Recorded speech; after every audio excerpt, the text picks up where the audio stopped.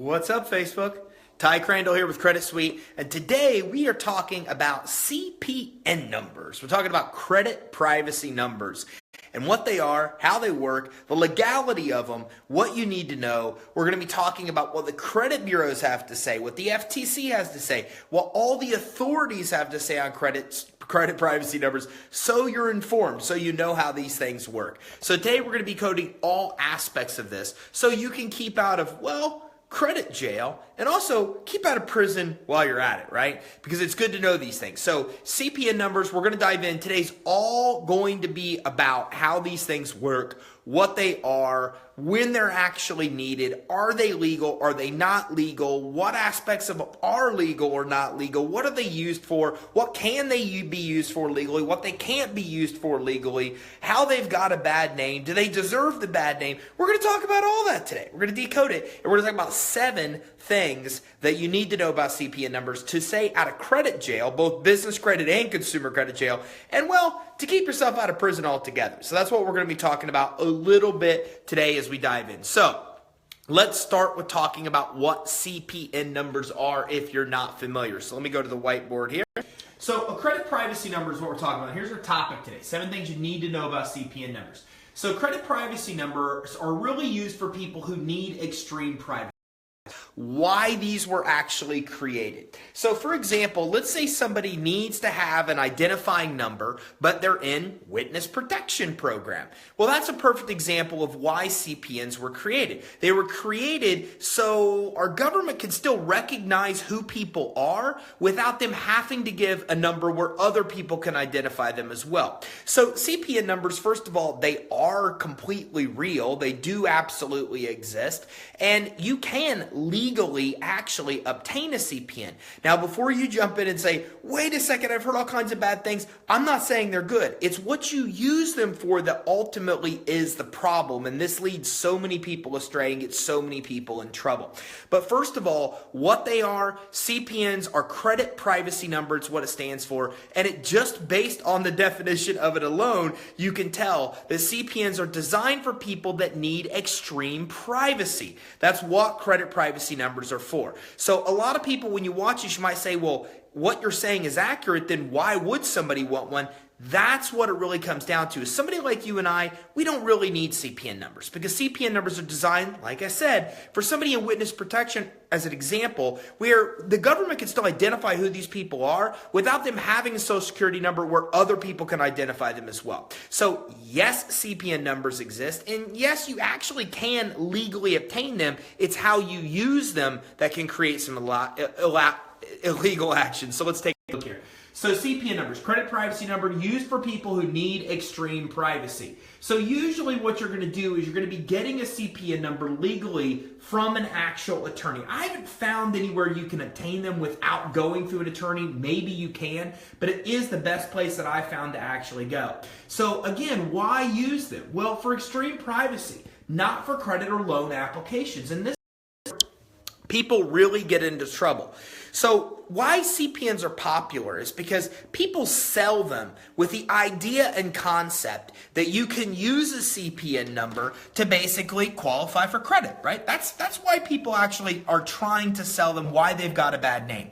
So again, credit privacy numbers designed for people that need extreme privacy. They're legitimate, they're legal, and they're for people that need extreme privacy, like people in witness protection.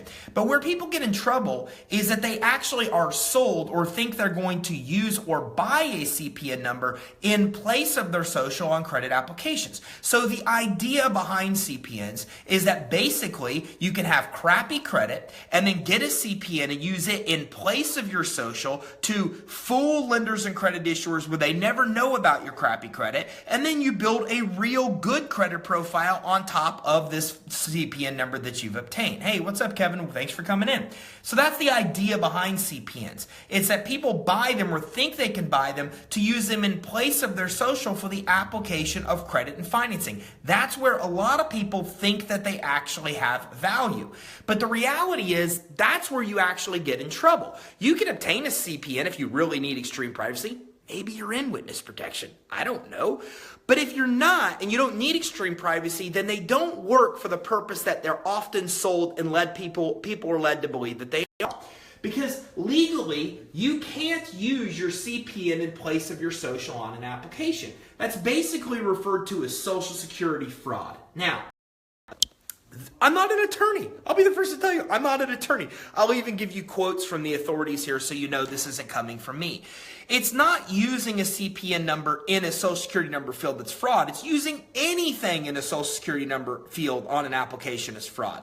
If you use an EIN, if you use a CPN, if you use any number other than your Social Security number in a Social Security field on an application for credit, you are committing Social Security fraud. Again, I'm not an attorney. You can easily Google Social Security fraud, pull up the exact definition, and you'll see the same thing. Misrepresenting your Social Security number is fraud. It's a crime. So that's where you get into trouble. Can you obtain a CPN legally? Sure. Hey, Gus, welcome. Thanks for coming in. Yes, you absolutely can.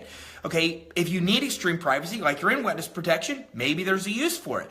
But you can't use that CPN to apply for credit and financing anyways, because it's illegal to put anything on your actual credit application other than a real Social Security number. You can't put an EIN there, you can't put a CPN, you can't put anything there at all, or it's actually illegal. So this is where people get into trouble with CPN numbers. Now, instead of just taking it from me, let's look at what some authorities have to say on this, just so you can kind of get the perception. Hey, Deborah, welcome. Thanks for coming in. So you can see what the authorities have to say on this topic. So this is from consumerftc.gov. Companies promising a new credit identity can say they can help hide bad credit history for a fee. If you pay them, these companies will provide you with a 9-digit number that looks like a social. They call it a CPN. The credit repair company, which I find that a lot of credit repair companies are not the ones selling this to begin with. I don't know why it's associated that they are. May tell you to apply for a credit using a CPN rather than a social, and they may lie and tell you this process is legal, but it's a scam. These companies are often selling stolen Social Security numbers, okay, often taken from children or often sometimes deceased people. And by using these numbers, the con artists have involved you in identity theft, which is absolutely the case, okay? If you follow this company's advice, you're basically committing fraud because you're lying on an application and you're misrepresenting your social, both of which are actual felonies, okay? Bottom line is, credit privacy number, yep, you can get one legally if you need extreme privacy, but you can't ever use it in place of your social on an application. It's fraud. It won't work. And even if you try to, the credit bureaus don't even recognize these as well. Here, I'll show you. So here comes directly from TransUnion. Cliff O'Neill, TransUnion spokesperson. TransUnion does not use these so-called CPNs. We accept and report SSI or Social Security Numbers Identifier. TransUnion has checks and balances in its systems if someone attempts to use these numbers in place of their issued social. For example, we provide alerts designed to help creditors discover if the phone number in the SSN field on their credit application is valid or if it's not, basically. Equifax. According to Equifax does not issue or recognize CPNs as an acceptable form of identifiable information. Experian does not issue such number as CPN, does not recognize them as valid. If a person uses a number other than a Social Security number, they may be at risk of committing fraud if that number is a valid Social Security number belonging to another individual, as they oftentimes are. From the Social Security Administration. During 2011, Social Security Administration field hearing, Robert Felt, Special Agent in charge of the Social Security Administration Office of the Inspector General's Dallas Field Division. Numerous unscrupulous agencies and organizations are providing CPNs known as credit privacy numbers for a fee as a method of creating a new separate credit profile for individuals with low scores, bankruptcy, and slow or late pays.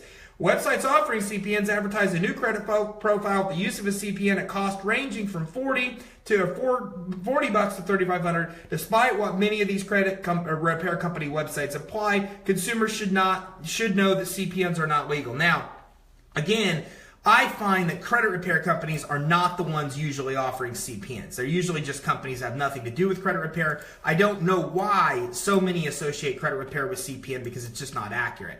And again, here's from the Federal Trade Commission, okay? Companies promising a new credit identity say they can help you hide bad credit history for a fee if you pay them. These companies will provide you with a 9-digit number that looks like a social. They may call it a CPN. Often scammers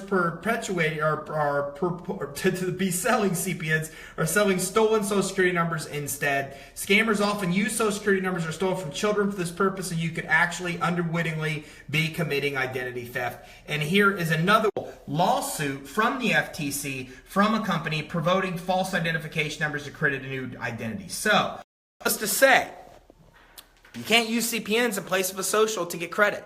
Okay, don't take my word for it. We just went through FTC, Social Security Administration. We just looked at what TransUnion, Equifax, and Experian have to say. So you don't take my word for it. There's all three reporting agencies, the Social Security Administration and the FTC, and one or two other sources I threw in just because why not? So when we look at these credit privacy numbers, yes, they exist. They're used for people who need extreme privacy. Again, like people in witness protection.